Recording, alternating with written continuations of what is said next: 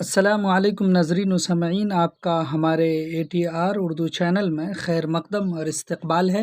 آج ہم آپ کے سامنے تھوڑا سا پاپولر اور بہت مشہور مومنٹ تحریک ترقی پسند تحریک کے بارے میں بات کریں گے۔ ترقی پسند تحریک کے کیا کیا کارنامے ہیں، ان کی ادبی خدمات کیا ہے، اس سلسلے میں بات کریں اور اس کو ہم سمجھنے کی کوشش کریں گے۔ بہت مختصر میں ہم بتائیں گے۔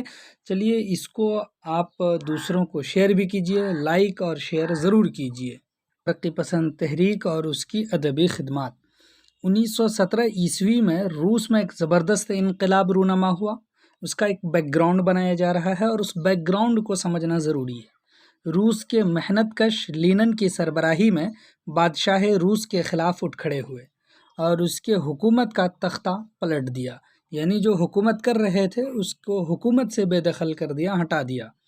مزدوروں اور کسانوں کی شاندار فتح کی گونج ساری دنیا میں سنائی دی، یعنی مزدور اور کسان لوگ جیت گئے اور جو محنت کش طبقہ تھا اس کو کامیابی ملی اور جو حاکم طبقہ تھا اس کو ناکامی ہوئی۔ دنیا کو پہلی بار یہ خیال آیا کہ محنت کش یعنی کام کرنے والے، جن کی تعداد ان گنت ہے، متحد ہو کر اٹھ کھڑے ہوں تو مٹھی بھر سرمایہ دار ان کے مقابلے میں ٹھہر نہیں سکتے۔ یعنی جو سرمایہ دار ہیں اس کی کوئی اوقات اور کوئی مجال نہیں ہے کہ اس کے سامنے ٹک سکیں۔ اب اس کے بعد ہے کہ اس وقت ساری دنیا میں یہ احساس عام ہوا کہ شاعر و ادیب جو اپنے سینے میں درد مند دل رکھتا ہے، ظالم و مظلوم کی جنگ میں غیر جانبدار نہیں رہ سکتا، اسے اپنا فرض نبھانا چاہیے۔ 1935 عیسوی میں دنیا بھر کے ادیب پیرس میں جمع ہوئے۔ اس کانفرنس میں ہندوستان کی طرف سے ملک راجانند اور سجاد ظہیر نے شرکت کی۔ یہ دونوں ادیب اس وقت لندن میں قیام پذیر تھے اور کئی دیگر نوجوانوں کی مدد سے انجمن ترقی پسند مصنفین کی بنیاد ڈال چکے تھے۔ ان دونوں نوجوانوں کی موجودگی میں پیرس کانفرنس نے محنت کشوں کی حمایت کا اعلان کیا۔ 1936 عیسوی میں انجمن ترقی پسند مصنفین کا اجلاس لکھنؤ میں ہوا اور طے کیا گیا کہ ہندوستانی شاعر اور ادیب بھی طبقاتی کشمکش میں حصہ لیں گے اور محنت کشوں کی حمایت کریں گے، نسلی تعصب، فرقہ پرستی اور انسانی استحصال کے خلاف آواز اٹھائیں گے، نیز یہ کہ شعر و ادب کو عوام کے نزدیک لائیں گے۔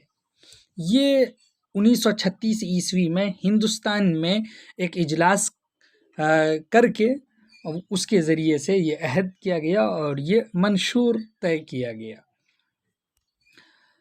20ویں صدی کی ادبی تحریکوں میں ترقی پسند تحریک بہت ہمہ گیر، مؤثر اور نمایاں رہی۔ ترقی پسند تحریک بہت جلد ہندوستان میں مقبول ہو گئی۔ پنڈت جواہر لال نہرو نے تحریک کی تائید کی۔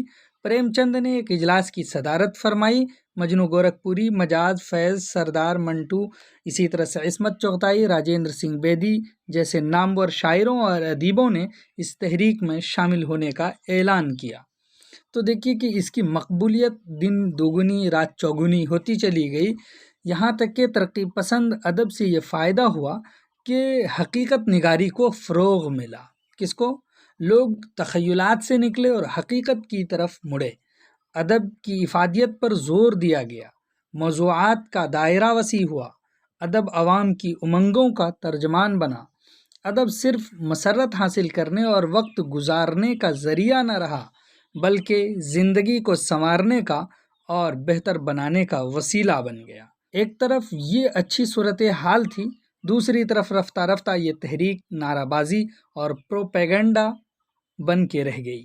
کمیونزم کی اشاعت کو ہی سب کچھ سمجھا جانے لگا اور ادبی قدروں کو نظر انداز کر دیا گیا۔ ادب ادب نہ رہے اور پارٹی کے پرچار کا ذریعہ بن جائے تو وہ دلکشی اور جاذبیت سے محروم ہو جاتا ہے۔ ترقی پسند ادب کا آخر یہی انجام ہوا۔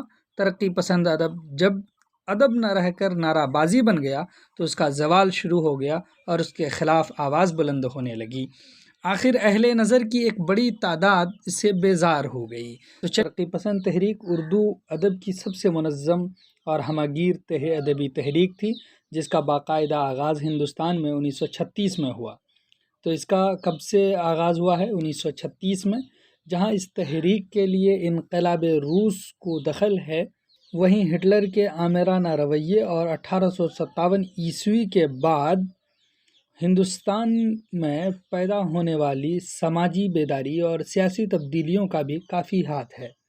हिटलर ने जब सारे जर्मनी में तहज़ीब व तमद्दुन के आला अक़दार पर हमला किया और अपने मुल्क के आला दर्जे के अदीबों, शायरों और दानिश्वरों को या तो मुल्क बदर कर किया या जेलों में बंद किया, तो इन हालात ने उन्हें ये सोचने पर मजबूर कर दिया कि अब मज़लूमों की हिमायत में उठ खड़े होने का वक्त आ गया है। चुनांचे अदीबों और शायरों ने ऐसे वाक़यात के ख़िलाफ़ आवाज़ उठाई और कुछ अरसे के बाद world Congress of writers for the defence of culture के नाम से जुलाई 1935 में पेरिस में अदीबों की एक बैनुल अक़वामी कॉन्फ्रेंस का इनेकाद हुआ, जिसमें दुनिया भर के बड़े बड़े अदीबों ने शिरकत की। उस ज़माने में कुछ हिंदुस्तानी नौजवान लंदन में ज़ेर तालीम थे, जिनमें सज्जाद ज़हीर, मुल्क राजा आनंद, ज्योति घोष, प्रमोद सेन गुप्ता, मोहम्मद दीन तासीर शामिल थे। तो इन लोगों के नाम आप याद रखेंगे। इस तरह कॉन्फ्रेंस में सज्जाद ज़हीर और मुल्क राज आनंद ने शिरकत की, यानी कहाँ के लंदन के जो world Congress of writers for the defence of culture के नाम से हुआ था, उसमें इन लोगों ने शामिल हुए और उनको सुना भी। इस कॉन्फ्रेंस से मुतासिर होकर उन्हें अपनी ज़िम्मेदारी का एहसास हुआ और उनके दिल में एक अदबी अंजुमन बनाने का ख्याल पैदा हुआ और उन्होंने अंजुमन तरक्की पसंद मुसन्निफ़ीन के नाम से लंदन में एक अंजुमन कायम की और एक ऐलान नामा भी शाये किया गया, जिसमें कहा गया कि अब पुराने ख़यालात की जड़ें हिल रही हैं और नया समाज जन्म ले रहा है। ऐसे में हिंदुस्तानी अदीबों का फ़र्ज़ है कि इस तब्दीली को अपनी तहरीरों के ज़रिए उजागर करें और मुल्क को तरक्की के रास्ते पर लगाने में मदद करें। अदब को आवाम के नज़दीक लाएं, इसमें हकीकत का रंग भरें, इसको हम तरक्की पसंदी कहते हैं। गोया कि ये डेफिनेशन कर दी है तरक्की पसंदी की। तरक्की पसंदी क्या है, ये बात यहाँ से समझ सकते हैं। ये ऐलान नामा हिंदुस्तान भेजा गया और यहाँ इसकी तायीद की गई। उसी दौरान सज्जाद ज़हीर भी तालीम से फ़ारिग़ होकर हिंदुस्तान लौटे और इस अंजुमन की सरगर्मियाँ तेज़ हो गईं। सज्जाद ज़हीर और उसके दिगर साथियों की कोशिशें उस वक्त कामयाब हुई जब 1936 में तरक्की पसंद तहरीक का पहला कुल हिंद इजलास लखनऊ में मुनअक़िद हुआ। ये सवाल भी पूछा जाता है कब मुनअक़िद हुआ है और कहाँ पर मुनअक़िद हुआ है, तो लखनऊ में हुआ है और लखनऊ में भी रिफ़ाह आम क्लब में। प्रेमचंद ने सदारती खुतबा पेश किया।